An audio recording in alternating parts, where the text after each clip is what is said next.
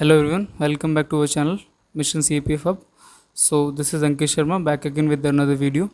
So today we will be discussing on chapter 4 of class 9th NCERT, that is structure of the atom.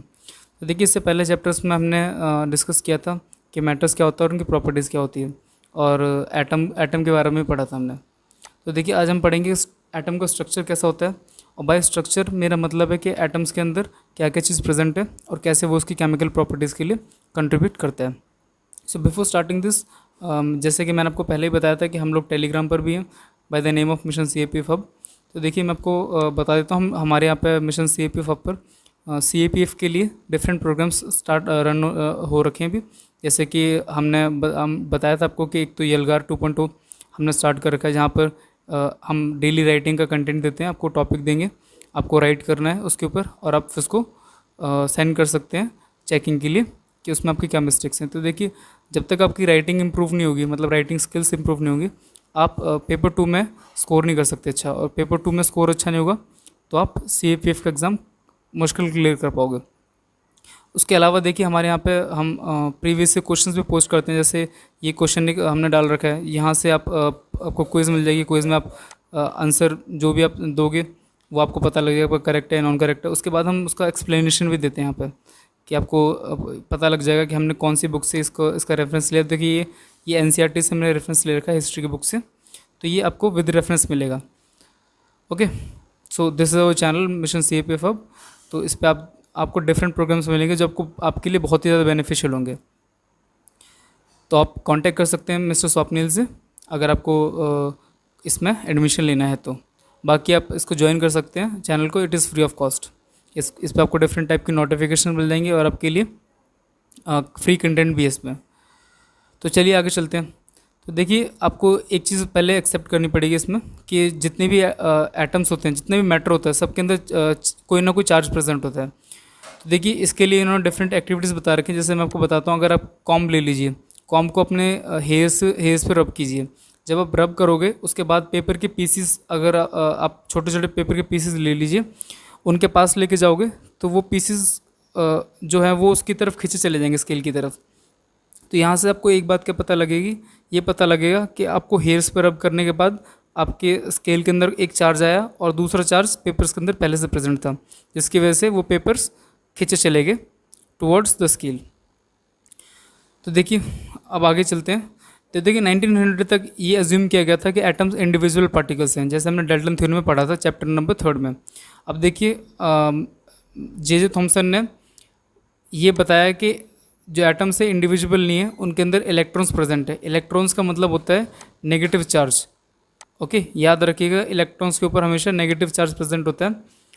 Okay, तो आपसे ये question ये भी पूछा जा सकता है कि इलेक्ट्रॉन्स की डिस्कवरी किसने की थी। तो ये जे थॉमसन जी ने इसकी डिस्कवरी की थी।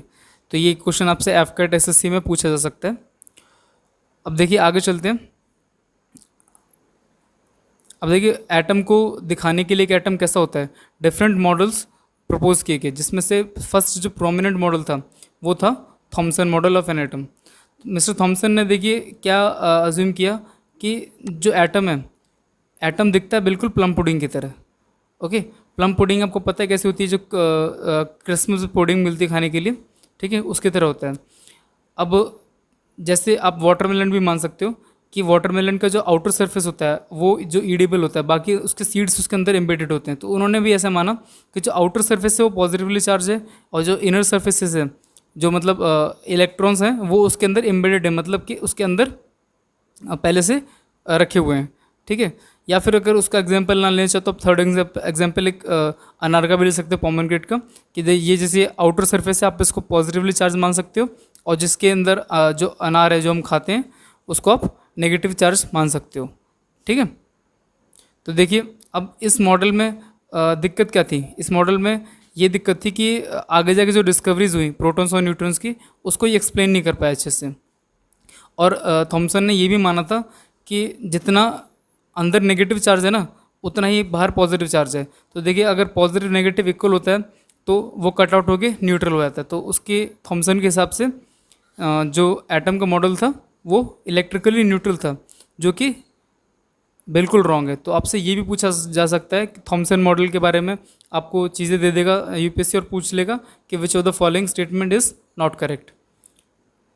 तो देखिए उसके बाद जो एक प्रोमिनेंट मॉडल आया वो था Rutherford model of an atom. तो देखिए आपसे ना ये चीज़ पूछी जा सकती है। मैं आपको एक शॉर्ट पीवाईक्यू बता देता हूँ कि प्रोटॉन की डिस्कवरी किसने की थी। तो आपको इसमें आंसर स्ट्रेट अवे रदरफोर्ड लिखना है। एक क्वेश्चन यहाँ से भी था इसके स्ट्रक्चर से। देखिए यहाँ पे दे रखा है कि जो ये मिस्टर थॉमसन थे उन्होंने इसके मॉडल को, एटम के मॉडल को किससे कंपेयर किया था। तो यहाँ पे देखिए दे रखा है क्रिसमस पुडिंग। तो देखिए इससे भी कोई बच्चा सोचेगा कि क्वेश्चन तो आ ही नहीं सकता। अब देखिए यहाँ पे सीधे क्वेश्चन दे रखा है plum pudding model for an atom was proposed by answer है जी थॉमसन। तो देखिए ये क्वेश्चन कोई भी बच्चा एक्सपेक्ट नहीं कर सकता था, पर ये एनसीईआरटी से स्ट्रेट अवे क्वेश्चन आ रखा है। तो आप यहाँ से समझ सकते हो कि एनसीईआरटी कितनी फेवरेट है यूपीएससी की। आप कोई भी एग्जाम ले लीजिए, बेस सबका एनसीईआरटी ही है। अब मिस्टर रदरफोर्ड ने क्या किया, मिस्टर रदरफोर्ड ने अल्फा पार्टिकल्स लिए। अब अल्फा पार्टिकल्स क्या होते हैं, ये पॉजिटिवली चार्ज पार्टिकल्स होते हैं जिनके अंदर पॉजिटिव चार्ज होता है। अब इसने चूज़ किया गोल्ड फॉइल को, ठीक है। इसने क्या किया कि सामने एक गोल्ड फॉइल रखी, यहाँ से कैनलरी ली। कैनलरी क्या होता है, जिसके अंदर से अल्फा पार्टिकल्स निकलते हैं, और इनको ऐसे आगे, इसमें से अल्फा पार्टिकल्स को आगे से निकाला। तो इसकी वजह से क्या हुआ कि इस गोल्ड फॉइल के अंदर आपको पता है कि एटम है, उसके अंदर पॉजिटिव चार्ज भी है, नेगेटिव चार्ज भी है। तो ये कैनल रेस के अंदर पॉजिटिव चार्ज है। तो आपको पता है पॉजिटिव पॉजिटिव एक दूसरे को रिपेल करता है और पॉजिटिव नेगेटिव एक दूसरे को अट्रैक्ट करता है। तो ये पॉजिटिव चार्ज है, जहाँ भी पॉजिटिव चार्ज होगा वहाँ क्या होगा कि इसका पॉजिटिव चार्ज उसको रिपेल करेगा और रे वापस चली जाएगी, और जहाँ नेगेटिव चार्ज होगा वो उसको अट्रैक्ट करेगा और रे उसको एब्जॉर्ब कर लेगी। ओके, तो सेम इस केस में भी ऐसा ही हुआ। आप देख सकते हो कि अल्फा पार्टिकल्स थे, ये देखिए जहाँ पे एम्प्टी स्पेसेस थे वहाँ से पास कर गए, और जहाँ पॉजिटिव था, पॉजिटिव चार्ज था, वहाँ से वापस हो गए। तो इस एक्सपेरिमेंट से एक तो उनको एक बात का इन्होंने ये डिस्कवरी की कि एटम के अंदर पॉजिटिव चार्ज भी होता है, और जहाँ पॉजिटिव चार्ज होता है वहाँ से जो अल्फा रेज थी वो सारी बाउंस बैक कर गई थी। अब देखिए इनके एक्सपेरिमेंट में जो सबसे ज़्यादा चीज़ इम्पोर्टेंट थी वो ये थी कि एक जगह पर जो रेज थी वो 180 डिग्री पे वापस आ रही थी। जैसे मैं आपको दिखाता हूँ, यहाँ पर देखिए ये 180 डिग्री पे रे वापस आई है। तो इसका मतलब क्या है, इसका मतलब ये है कि जहाँ वो टकराई वहाँ पे high amount of positive charge था। तो उसने रदरफोर्ड ने माना कि ये उसका सेंटर है, और सेंटर में जो पॉजिटिव चार्ज है वो सारा क्या है, एम्बेडेड है। ओके, उन्होंने मान के चला कि पॉजिटिव चार्ज सारा का सारा बीच में सेंटर मोस्ट पार्ट, जिसको उन्होंने न्यूक्लियस का नाम दिया। ओके, उन्होंने न्यूक्लियस का नाम दिया उसको, और उन्होंने बोला कि उसके अंदर सारा पॉजिटिव चार्ज एम्बेडेड है। उन्होंने ये भी मान के चला कि इलेक्ट्रॉन्स जो हैं वो रिवॉल्व करते हैं न्यूक्लियस के अराउंड। तो देखिए यहाँ से एक ही फ़ायदा तो हुआ कि ये पॉजिटिव प्रोटॉन्स की डिस्कवरी हो गई, रदरफोर्ड ने प्रोटॉन्स को डिस्कवर कर लिया। बट यहाँ से एक चीज़ की आंसर नहीं मिल पाया हमें कि अगर इलेक्ट्रॉन्स रिवॉल्व कर रहे हैं प्रोटॉन्स के चारों तरफ, न्यूक्लियर के चारों तरफ, तो आपको पता है कि जब कोई चीज़ आप सर्कुलर मोशन में हो, जब भी आप सर्कुलर मोशन में आओगे तो आप अपने आप एक्सेलरेट करोगे, मतलब आपकी टाइम के साथ साथ स्पीड बढ़ेगी। तो देखिए अगर इलेक्ट्रॉन्स एक्सेलरेट कर रहे हैं तो एक्सेलरेट करते टाइम क्या होगा, वो एनर्जी भी लूज़ करेंगे। जब एनर्जी लूज़ करेंगे तो वो प्रोटॉन्स के अंदर एनर्जी उतनी है, इलेक्ट्रॉन्स के अंदर कम हो जाएगी, तो प्रोटॉन्स इलेक्ट्रॉन्स को अपनी तरफ खींचेंगे, और इन दी एंड क्या होगा कि सारे इलेक्ट्रॉन्स प्रोटॉन के अंदर जाके ख़त्म हो जाएंगे। तो ऐसा है नहीं, क्योंकि अगर ऐसा होगा तो एटम अनस्टेबल हो जाएगा, और हम पढ़ते हैं कि एटम सारे स्टेबल हैं। अगर एटम अनस्टेबल हो सारे के सारे दुनिया में, तो फिर हमारे पास जो भी हम चीज़ जैसे यूज़ कर रहे हैं हर चीज़ एटम की बनी हुई है, तो वो चीज़ हम उस फॉर्म में यूज़ कर ही नहीं पाएंगे, वो रिएक्टिव बन जाएगी बहुत। तो देखिए थर्ड मॉडल आता है बोहर मॉडल। तो मिस्टर बोहर ने प्रपोज किया कि एटम रिवॉल्व तो करते हैं, एटम नहीं, इलेक्ट्रॉन्स रिवॉल्व तो करते हैं अराउंड न्यूक्लियस, बट वो सर्टेन ऑर्बिट्स में रिवॉल्व करते हैं। मतलब एक इलेक्ट्रॉन अपना ऑर्बिट छोड़ के इस ऑर्बिट में नहीं जाएगा, ये अपने इसी ऑर्बिट में रिवॉल्व करेगा न्यूक्लियस के चारों तरफ। तो देखिए यहाँ जो इंपॉर्टेंट चीज़ पूछी जा सकती है वो ये पूछी जा सकती है कि आपसे बुक के बारे में पूछ लेगा, theory of spectra and atomic constitution, ये किसने लिखी थी। ये मिस्टर नील बोहर ने लिखी थी, atomic theory and the description of nature, ये दोनों बुक भी मिस्टर नील बोहर के द्वारा लिखी गई थी। तो ये तीनों बुक बहुत इंपॉर्टेंट है, ये आपसे एफकेट, आईनेट और बाकी यूपीएससी एग्जाम में भी पूछी जा सकती है। अब देखिए थर्ड क्वेश्चन जो इंपॉर्टेंट है वो आता है न्यूट्रॉन्स का, कि न्यूट्रॉन्स क्या होते हैं। तो देखिए न्यूट्रॉन्स की डिस्कवरी की थी जे चैडविक ने। तो आपसे ये भी चीज़ पूछी जा सकती है कि न्यूट्रॉन्स की डिस्कवरी किसने की थी। ये एसएससी के अंदर क्वेश्चन पूछा जा सकता जा चुका है 2015 में, कि न्यूट्रॉन्स की डिस्कवरी किसने की थी। तो याद रखिएगा जे चैडविक ने न्यूट्रॉन्स की डिस्कवरी की थी। अब देखिए उन्होंने क्या बताया, उन्होंने ये बोला कि जो एटम का मास है वो सारा कंस्टिट्यूट होता है न्यूक्लियस में। न्यूक्लियस के अंदर सारा मास होता है और न्यूक्लियस के अंदर प्रोटॉन्स और न्यूट्रॉन्स एम्बेडेड होते हैं। मतलब प्रोटॉन और न्यूट्रॉन आपके हमेशा न्यूक्लियस के अंदर मिलेंगे और ये दोनों मिलके क्या बनाते हैं, ये दोनों मिलके न्यूक्लियस को कंस्टिट्यूट करते हैं। तो याद रखिए कि जो सारा मास है एटम के अंदर वो किसका होता है, प्रोटॉन्स का और न्यूट्रॉन्स का। तो देखिए डिफरेंट शेल्स हैं जो चारों उन्होंने कंस्टिट्यूट किए थे नील बोहर ने, KLMN। आप ये याद रखिएगा कि जो आउटर मोस्ट शेल है उसके अंदर 8 इलेक्ट्रॉन्स हम रख सकते हैं, और जिस एटम के अंदर 8 इलेक्ट्रॉन होते हैं उसे हम क्या बोलते हैं, वैलेंस स्टेबल एटम बोलते हैं। वो स्टेबल होता है, स्टेबल का मतलब वो किसी और से रिएक्ट नहीं करेगा, वो अपने आप में खुश है। जैसे आपके पास आप जो भी प्रॉपर्टी है, जो भी पैसा है, अगर आप उससे खुश हो तो फिर आगे आप किसी चीज़ के लिए मेहनत नहीं करोगे, पर अगर आप ना खुश हो तभी आप आगे जाके मेहनत करोगे और अपने आप को हार्डवर्क की कंडीशन के अंदर डालोगे। तो वैसे ही जिस इलेक्ट्रॉन के पास सब कुछ होता है, मतलब कि स्टेबिलिटी होती है, तो वो किसी और से रिएक्ट नहीं करता। अब देखिए अगली चीज़ जो इसमें इंपॉर्टेंट है वो है वैलेंसी। वैलेंसी क्या होता है कि जो आउटर में शेल होता है, आउटर में शेल मतलब जो सबसे बाहर वाला शेल है, जैसे ये वाला शेल है, इसके अंदर जितने इलेक्ट्रॉन्स प्रेजेंट होंगे वो उसकी वैलेंसी बताएगा।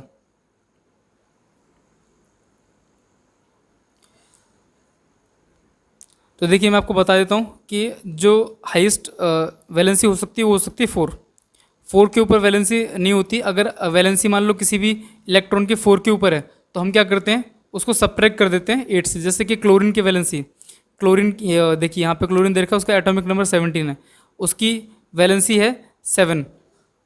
जो लास्ट शेल है उसके अंदर 7 इलेक्ट्रॉन प्रेजेंट है। देखिए यहाँ पे डिफरेंट दे रखे हैं आपको एटम्स, जिनके लास्ट शेल में n number of atoms they रखे हैं। तो देखिए यहाँ पे 7 दे रखे हैं, तो हमने क्या किया, इसकी वैलेंसी को 7 ना लेके 1 लिया। जब भी आपकी वैलेंसी 4 से ऊपर हो जाएगी तो हम क्या करेंगे, उसको 8 से सब्ट्रैक्ट कर देंगे। तो यहाँ पे 8 से जब 7 को सब्ट्रैक्ट किया तो हमारे पास एफिशिएंट वैलेंसी आई 1। ओके, तो ये चीज़ आपको याद रखनी है कि वैलेंसी होती है आउटर मोस्ट शेल के अंदर जितने इलेक्ट्रॉन्स होंगे वो, और अगर इलेक्ट्रॉन्स 4 से ज़्यादा हैं तो आपको 8 से माइनस कर देने वो। तो देखिए जो भी एटम होता है वो 3 तरीके से स्टेबल हो सकता है। या तो अगर उसके पास स्टेबल होने के लिए आउटर में शेल में उसको 8 इलेक्ट्रॉन करने हैं, तो 8 इलेक्ट्रॉन करने के लिए, जैसे क्लोरीन है इसके पास 7 है, इसको 8 करने के लिए 1 गेन करना पड़ेगा, या 7 लूज़ करने पड़ेंगे, या फिर 1 शेयर करना पड़ेगा किसी के साथ। तो ये 3 तरीके हैं स्टेबल होने के, या तो गेन करके, या लूज़ करके, या फिर शेयर करके। ओके, तो देखिए अब आगे चलते हैं। आगे हमारे पास आता है atomic number and mass number. तो देखिए बहुत इंपॉर्टेंट टॉपिक है, वेरी इंपॉर्टेंट टॉपिक मान के चलिए, atomic number and mass number. तो देखिए एटॉमिक नंबर क्या होता है, एटॉमिक नंबर होता है कि आपके एटम के अंदर जितने प्रोटॉन्स प्रेजेंट हैं वो आपके एटॉमिक नंबर को डिनोट करते हैं। ओके, तो देखिए हम प्रोटॉन्स को ही एटॉमिक नंबर क्यों लेते हैं, हम इलेक्ट्रॉन्स और न्यूट्रॉन्स को क्यों नहीं ले रहे। तो आप एक चीज़ याद रखिएगा कि प्रोटॉन्स हमेशा फिक्स होते हैं, एक एटम के अंदर हमेशा आपको फिक्स नंबर ऑफ प्रोटॉन्स मिलेंगे। इलेक्ट्रॉन्स तो हम लूज़ कर सकते हैं, गेन भी कर सकते हैं स्टेबल बनाने के लिए, और न्यूट्रॉन्स भी लूज़ हो सकते हैं और गेन भी हो सकते हैं, पर प्रोटॉन्स हमेशा फिक्स रहते हैं। इसलिए हमने एटॉमिक नंबर के लिए प्रोटॉन्स के लिया, क्योंकि हम बार बार किसी एटम के एटॉमिक नंबर को चेंज नहीं कर सकते। ओके, तो याद रखिएगा एटॉमिक नंबर क्या होता है, number of protons in an atom. इसका साइन Z होता है, ये आपके लिए इंपॉर्टेंट नहीं है, बस आपको ये याद रखना है, नंबर ऑफ प्रोटॉन्स, प्रोटॉन से एटॉमिक नंबर बनेगा आपका। देखिए अब आता है मास नंबर। मास नंबर क्या होता है कि किसी भी एटम के अंदर कितना मास है। तो जो मैंने आपको बताया पहले कि मास किसी भी एटम के अंदर कहाँ होता है, सबसे ज़्यादा मास होता है किसी भी एटम के अंदर उसके न्यूक्लियस के अंदर। तो न्यूक्लियस के अंदर क्या चीज़ होती है, प्रोटॉन्स एंड न्यूट्रॉन्स। तो मास नंबर क्या हुआ, सम ऑफ प्रोटॉन्स एंड न्यूट्रॉन्स। तो देखिए यहाँ दे रखा है प्रोटॉन्स एंड न्यूट्रॉन्स मिला के बनाते हैं आपके मास को, ठीक है। इनको मिला के हम क्या बोलते हैं, प्रोटॉन और न्यूट्रॉन को मिला के हम न्यूक्लियस भी बोलते हैं। तो याद रखना, न्यूक्लियस पूछा जा सकता है आपसे कि न्यूक्लियस क्या होता है, तो याद रखिए न्यूक्लियस होता है प्रोटॉन प्लस न्यूट्रॉन। जैसे यहाँ पे देखिए एग्जाम्पल दे रखा है, हम एग्जाम्पल लेते हैं कार्बन का। कार्बन का मास 12 यू है, ठीक है।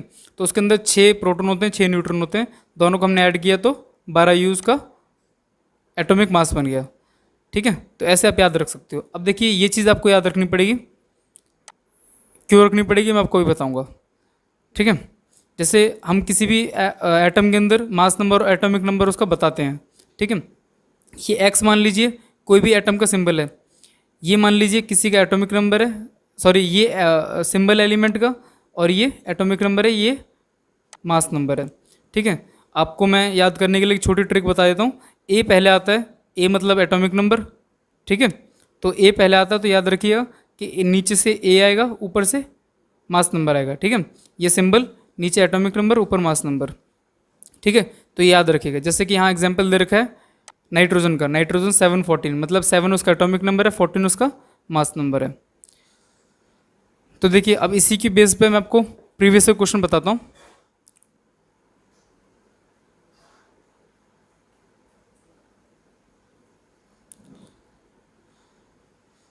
देखिए CDS1 2020 में क्वेश्चन पूछा जा सकता है, जा चुका है, और मोस्ट रिसेंट क्वेश्चन है, मतलब कि हाल ही में पूछा गया क्वेश्चन है। अभी फरवरी में पेपर हुआ था CDS का, तो उसके अंदर ये क्वेश्चन पूछा जा चुका था। सॉरी आप अभी ये क्वेश्चन मैं आपको एक टॉपिक और कराता हूँ, उसके बाद आप अटेम्प्ट कर पाओगे क्वेश्चन ये, अभी शायद ना कर पाओ आप।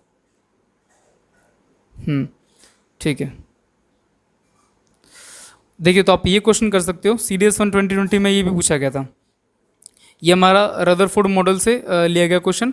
Scattering of alpha particle by thin gold foil suggest the presence of. अब देखिए स्कैटरिंग का मतलब हमने पहले ही पढ़ रखा है, मतलब पास ऑन कर जाना, ठीक है। अगर अल्फा पार्टिकल्स स्कैटर कर रहे हैं, ठीक है, मतलब फैल रहे हैं, ठीक है। जैसे कि ये आपका न्यूक्लियस है, यहाँ से अल्फा पार्टिकल्स आ रहे हैं, वो ऐसे फैल जा रहे हैं, ठीक है। स्कैटर करना, आपको हमने स्कैटरिंग ऑफ लाइट पढ़ा था ना, मतलब लाइट जब फैल जाती है तो उसे उस प्रोसेस को हम स्कैटरिंग बोलते हैं। तो जब गोल्ड फॉइल अल्फा पार्टिकल को स्कैटर कर देती है, मतलब फैला देती है, तो इससे हमें देखिए क्या पता लगता है कि किस चीज़ की प्रेजेंस को दिखा रहा है वो। तो देखिए यहाँ से हमें पता लगता है कि उसके जो एटम है उसके सेंटर में, मतलब उसके न्यूक्लियस में पॉजिटिवली चार्ज पार्टिकल्स प्रेजेंट है। क्योंकि देखिए जब सेंटर में पॉजिटिव चार्ज प्रेजेंट होगा, जैसे यहाँ पे पॉजिटिव चार्ज प्रेजेंट है, मैंने आपको बताया था पॉजिटिव पॉजिटिव रिपेल करते हैं, और alpha particles positive in nature होते हैं। तो जब देखिए इसके पास पॉजिटिव चार्ज आएगा, तो पॉजिटिव चार्ज जो न्यूक्लियस के अंदर है और अल्फा रेज के अंदर है, ये एक दूसरे को रिपेल करेगा। तो ये न्यूक्लियस का पॉजिटिव चार्ज इसको अपने से दूर धकेलेगा, तो ये दूसरी तरफ डिफ्लेक्ट हो जाएगा। तो इसी वजह से ये डिफ्लेक्शन चल जाता है। तो देखिए इसी टाइप के क्वेश्चंस आपको हमारे टेलीग्राम चैनल्स पर भी मिल जाएंगे। हम इसी टाइप के क्वेश्चंस फ्रेम करते हैं, और फ्रेम करके आपको देखिए जैसे हमने ये क्वेश्चन फ्रेम कर रखा है और इसमें आपको NCERT रेफरेंस दे रखा है। तो आपको देखिए इससे फ़ायदा ये हो जाएगा कि जब भी आप पढ़ोगे, पढ़ने के बाद आप अपने आप को टेस्ट करना चाहते हो कि आप जो चैप्टर रीड किया या फिर जो मैंने आपको पढ़ाया उसमें आपने कितना एफिशिएंटली गेन किए चीज़ों को, तो आप यहाँ पे चेक कर सकते हैं। आपको डिफरेंट टाइप ऑफ क्विज मिल जाएगी। हमने NCERT बेस्ड चैनल भी बना रखा है, जहाँ पे हम प्रीवियस ईयर क्वेश्चन पोस्ट करते हैं, जहाँ पे डिफरेंट टाइप्स ऑफ NCERT के रेफरेंस के साथ साथ हम उसके क्वेश्चंस डालते हैं, जहाँ पे आप क्विज को अटेम्प्ट कर सकते हो। उसके साथ साथ देखिए हमने करंट अफेयर्स भी डाल रखे हैं यहाँ पे, ठीक है। जैसे ये एक करंट अफेयर है, तो ये एक बहुत ही मेजर करंट अफेयर है। यहाँ पे हम सिर्फ UPSC से रिलेटेड करंट अफेयर डालते हैं, तो वो भी आपके लिए बहुत बेनिफिशियल रहेगा। देखिए नेक्स्ट टॉपिक आता है आइसोटोप्स। तो आइसोटोप्स बहुत ही ज़्यादा इंपॉर्टेंट टॉपिक है, ठीक है। क्यों इंपॉर्टेंट है मैं आपको अभी बताता हूँ। तो सबसे पहले बताता हूँ मैं आपको आइसोटोप्स होता क्या है। तो देखिए आइसोटोप्स होता है एक ही एटम, बात को समझिएगा ध्यान से, कि एक ही एटम जिसके मास नंबर डिफरेंट हो। मास नंबर डिफरेंट मतलब कि वही एटम है, मतलब मान लीजिए कि आप सपोज कर ले कोई पर्सन है आप में से, ठीक है, जिसका वेट कल 40 था और आज 42 है, पर्सन सेम है वही, पर उसका कल 40 वेट था, 42 है, वेट में डिफरेंस आया, मतलब कि मास चेंज हुआ है, पर्सन वही है। मतलब तो आइसोटोप में भी वो होता है कि एटम वही सेम रहता है, पर उसका क्या होता है, डिफरेंट मासेस में प्रेजेंट है वो। तो इसी को हम आइसोटोप बोलते हैं, जब कोई एटम सेम एटॉमिक नंबर के साथ हो। ठीक है, जैसे यहाँ पे देखिए बता रखा है, isotopes are defined as the atoms of same element. Same element के होंगे, ये चीज़ बहुत इंपॉर्टेंट है, सेम एलिमेंट के एटम्स होंगे, और उसमें क्या है, एटॉमिक नंबर आपका सेम रहेगा बट डिफरेंट मास नंबर्स। आपका मास चेंज हो जाएगा, ठीक है, पर आपका जो एटम है वो सेम रहेगा। जैसे कि हम बात कर लेते हैं, क्लोरीन की बात करता हूँ मैं आपको। क्लोरीन का पता है आपको कि 17 होता है एटॉमिक नंबर। तो देखिए एक क्लोरीन होगा जिसका मास नंबर 34 होगा, और वहीं पे मान लीजिए एक और क्लोरीन है जिसका एटॉमिक नंबर 17 रहेगा। एटॉमिक नंबर हमेशा सेम रहेगा, मैंने आपको बताया था, क्योंकि एटॉमिक नंबर मतलब नंबर ऑफ प्रोटॉन्स वो कभी चेंज नहीं होते। तो मान लीजिए इसका मास नंबर है 36, ये पॉसिबिलिटी है, क्योंकि न्यूट्रॉन्स मान लीजिए इसने 2 लूज़ कर लिए तो 36 हो जाएगा। ठीक है, तो ये चीज़ पॉसिबल है। सेम ही देखिए एटम है दोनों, chlorine chlorine, atomic number same है, मास नंबर दोनों का डिफरेंट है। ठीक है, तो इस केस में क्या होता है कि वो आइसोटोप कहलाता है। एक ये एटम का आइसोटोप, मतलब ये क्लोरीन के 2 आइसोटोप्स हैं डिफरेंट डिफरेंट। तो देखिए यहाँ हाइड्रोजन के 3 आइसोटोप्स दे रखे हैं, प्रोटियम, ड्यूटेरियम एंड ट्राइटियम। ठीक है, तो देखिए ये बहुत ही ज़्यादा इंपॉर्टेंट है, आपको याद रखना है। ठीक है, इसमें देखिए प्रीवियस ईयर क्वेश्चन इससे भी आ रखा है।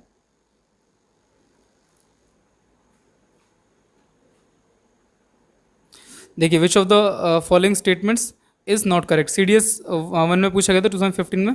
तो इसमें से बताना है मैं कौन सी स्टेटमेंट गलत है। तो हाइड्रोजन इज़ एन एलिमेंट, ये तो सही है, बिल्कुल कोई गलती नहीं इसमें। Hydrogen is the lightest element, ये भी सही है, फर्स्ट इसका एटॉमिक नंबर 1 है। हाइड्रोजन हैज़ नो आइसोटोप्स, तो ऐसा है क्या, देखिए अभी हमने क्या पढ़ा, hydrogen atom has 3 isotopes, 3 isotope है, और इन्होंने क्या बोला कि उसका कोई आइसोटोप नहीं है, तो ये स्टेटमेंट गलत हो गई यही कही। ठीक है, तो देखिए छोटी छोटी चीज़ें बहुत इंपॉर्टेंट क्वेश्चन बना देती है, फ्रेम कर देती है, तो इसलिए आपको NCERT ध्यान से पढ़ना बहुत ज़रूरी है। ध्यान से पढ़िए तभी आप सॉल्व कर पाओगे। अब देखिए एप्लीकेशंस क्या क्या होती हैं आइसोटोप्स की, मतलब आइसोटोप्स कहाँ कहाँ पर यूज़ होते हैं। तो देखिए यूरेनियम का आइसोटोप हम यूज़ करते हैं न्यूक्लियर रिएक्टर्स में, और कोबाल्ट का आइसोटोप यूज़ करते हैं कैंसर के ट्रीटमेंट में, आयोडीन का आइसोटोप यूज़ करते हैं हम गोइटर के ट्रीटमेंट में। तो देखिए इसी पर मैं आपको एक प्रीवियस ईयर क्वेश्चन दिखाता हूँ।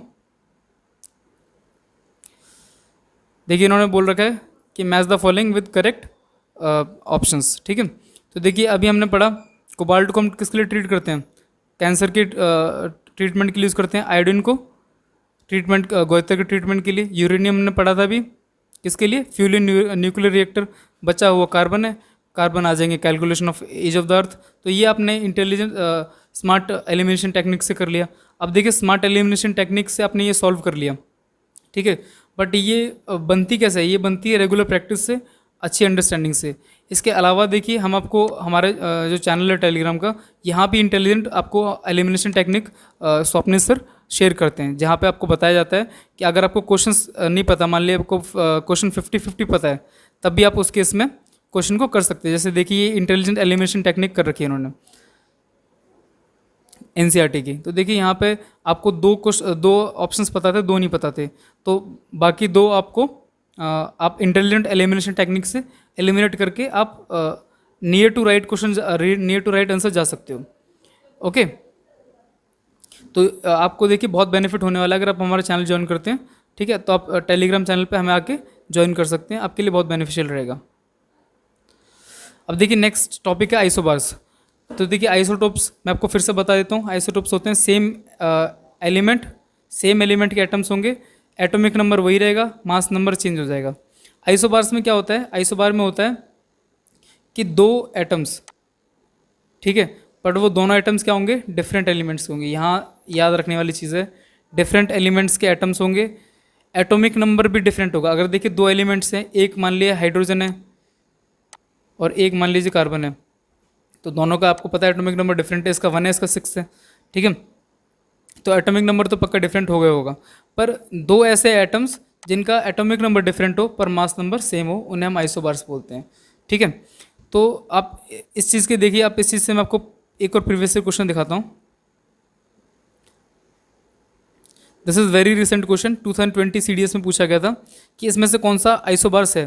तो देखिए मैंने आपको क्या बताया था, नीचे वाला एटॉमिक नंबर होता है, ऊपर वाला मास नंबर होता है। और आइसोबार में मैंने आपको क्या बताया कि आइसोबार क्या होता है, आइसोबार होता है जिसके सेम आपको मास नंबर मिले पर डिफरेंट एटॉमिक नंबर हो। एटॉमिक नंबर डिफरेंट होना चाहिए, दो डिफरेंट एटम होना चाहिए। सेम एटम होंगे तो वो आइसोबार्स नहीं बन सकते, डिफरेंट एटम्स होने चाहिए और उनका मास नंबर सेम होना चाहिए। तो देखो ये भी हाइड्रोजन, ये भी हाइड्रोजन, तो ये तो आइसोटोप हो गए, तो पहली बात गलत हो गई। हमें क्या चाहिए, हमें डिफरेंट एलिमेंट चाहिए। यहाँ भी देखो सेम, यहाँ भी सेम। तो इसको तो मुझे मतलब दिमाग भी नहीं लगाना पड़ा, मैंने डायरेक्टली सॉल्व कर दिया इसको कि डिफरेंट एलिमेंट चाहिए। तो डिफरेंट एलिमेंट मेरे सिर्फ डी ऑप्शन में थे, तो मेरा डी ऑप्शन सही हो गया। ठीक है, बाकी आप चेक करना चाहो तो ऐसे भी चेक कर सकते हो कि डिफरेंट एलिमेंट मिल गया, ये आर्गन है, ये आपका कैल्शियम है। ठीक है, आपका ये 18 है, मतलब एटॉमिक नंबर इसका 18 है और इसका 20 है। ठीक है, मास नंबर 40। तो देखिए जिसका मास नंबर सेम हो, एटॉमिक नंबर डिफरेंट हो, वो आइसोबार कहलाएगा। ठीक है, तो देखिए इससे रिलेटेड शायद एक प्रीवियस क्वेश्चन और है, मैं बता देता हूँ आपको कि which of the following statement is not correct, जिस इनमें से कौन सी स्टेटमेंट रॉन्ग है, हमें वो बताना है। ये भी देखिए बहुत रिसेंट क्वेश्चन है, CDS 2019 में पूछा गया, जो कि पेपर अक्टूबर नवंबर के बीच में कंडक्ट हुआ था। तो देखिए फर्स्ट आपके स्टेटमेंट है, elements are defined by the number of proton they possess. तो देखिए हमने भी पढ़ा था कि एलिमेंट के अंदर जो एटॉमिक नंबर होगा वो उसके प्रोटॉन्स के ऊपर डिपेंड करेगा, तो पहला ऑप्शन सही हो गया। Isobars are atoms having the same atomic number but different mass number. तो देखिए क्या बोल रहे हैं, आइसोबार वो एटम है जिनके पास सेम एटॉमिक नंबर हो, डिफरेंट मास नंबर हो। तो ये तो भाई सब स्टेटमेंट गलत हो गई। क्यों गलत हो गई, क्योंकि अभी हमने क्या पढ़ा कि आइसोबार्स वो एटम्स होते हैं जिनका एटॉमिक नंबर डिफरेंट हो, डिफरेंट एलिमेंट्स हो, पर मास नंबर उनका सेम हो। पर यहाँ पे तो इन्होंने उल्टी स्टेटमेंट दे रखी है, so this is wrong statement. Okay, so you can directly eliminate this option. Okay, moving forward, देखिए यहाँ बोल रखा है उन्होंने, there are two elements, calcium जिसका एटॉमिक नंबर 20 है, आर्गन जिसका एटॉमिक नंबर 18 है, the mass number of both the elements is 40। तो देखिए पूछ रहा है कि क्या है वो, तो यहाँ से अभी आपने पढ़ लिया तो आपको ज़्यादा मेहनत मशक्क़त करने की ज़रूरत नहीं है। You can straight away answer this question कि अगर दो एलिमेंट्स हैं उनके एटम्स एटॉमिक नंबर डिफरेंट है, मतलब दो डिफरेंट एलिमेंट्स हैं, अगर दो डिफरेंट एलिमेंट है मास नंबर सेम है, तो भाई साहब वो सीधे क्या होंगे, आपके आइसो बार्स। ओके, वो आइसो बार्स होंगे क्योंकि उनका क्या है, एटम्स डिफरेंट हैं। देखिए क्योंकि एक कैल्शियम है, एक आर्गन है, जब आपके डिफरेंट एटम्स हो जाएंगे और मास नंबर सेम रहेगा, तो sorry we are getting confuse in this, अगर आपके एटम्स डिफरेंट है, ठीक है, और आपके एलिमेंट्स भी डिफरेंट है पर उनका मास नंबर सेम है, तो वो आइसोबार्स होंगे। हाँ ठीक है, तो आपका ऑप्शन क्या हो जाएगा इसमें सही, आपका ऑप्शन सी सही हो जाएगा इसमें। तो देखिए हमने सारे क्वेश्चंस इसमें कवर कर लिए इस चैप्टर से। तो देखिए छोटे छोटे चैप्टर से भी कितने ज़्यादा इंपॉर्टेंट प्रीवियस ईयर क्वेश्चन बन जाते हैं, जो कि आपके लिए आगे जाके बहुत हेल्पफुल बन सकते हैं। तो देखिए guys, we are putting in lot of hard work for this series. आपको पता है कि एक एक सीरीज़, एक एक चैप्टर को बनाने के लिए पहले चैप्टर में से हमें इंपॉर्टेंट लाइंस और टॉपिक्स गो आउट करने पड़ते हैं, फिर उसके बाद उसमें से प्रीवियस ईयर क्वेश्चंस निकालने पड़ते हैं। So this requires a lot of hard work. And आपको पता है कि एक 30-40 मिनट की वीडियो बनाने के लिए बहुत ज़्यादा हार्डवर्क चाहिए होता है, अगर उसमें क्वालिटी है तो। And I want you guys to let know that कि क्वालिटी हमारी टॉप मोस्ट प्रायोरिटी है। हमने क्वालिटी से कहीं भी कॉम्प्रोमाइज़ नहीं किया, क्योंकि हम चाहते हैं कि हर स्टूडेंट अच्छा परफॉर्म करे, हर स्टूडेंट के पास वो क्वालिटी पहुँचे एजुकेशन की जो कि बाकी स्टूडेंट पे करके लेते हैं। बिकॉज एजुकेशन सबका राइट है एजुकेशन पर, और क्वालिटी एजुकेशन भी सबको मिलना चाहिए। तो यही हमारे इनिशिएटिव का मेन फोकस है कि आप सबको क्वालिटी एजुकेशन मिले। आप गाइडेंस के लिए कभी भी स्वप्निल सर से कांटेक्ट कर सकते हैं, ही इज़ वेरी हेल्पफुल, आपको कभी हेल्प करेंगे, कोई भी गाइडेंस का काम हो आप उनको टेक्स्ट कर सकते हो टेलीग्राम पर। और बाकी के लिए आप हमारा चैनल फॉलो कर सकते हो, मिशन CAPF हब। चैनल का नेम ये है, मिशन CAPF हब, और आपको लिंक डिस्क्रिप्शन में मिल जाएगा। ठीक है, तो thank you so much guys for giving your support to us. और आपका सपोर्ट हमारे लिए बहुत वाइटल है। प्लीज़ शेयर करिए वीडियो को, सब्सक्राइब करिए चैनल को, हमारे लिए बहुत बेनिफिशियल रहेगा। So we will be back soon with another video. तो thank you guys, take care.